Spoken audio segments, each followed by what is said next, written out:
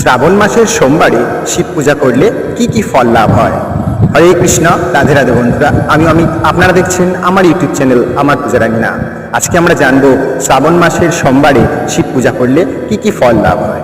শ্রাবণ মাসের যে কোনো দিনই শিব পূজার জন্য প্রশস্ত, কিন্তু শ্রাবণ মাসের সোমবারে অন্তরের পূর্ণ ভক্তি এবং নিষ্ঠা সহকারে শিব পূজা করলে দেবাদিদেব মহাদেব ভক্তের সমস্ত আশা আকাঙ্ক্ষা মনোবাঞ্ছা পূরণ করেন।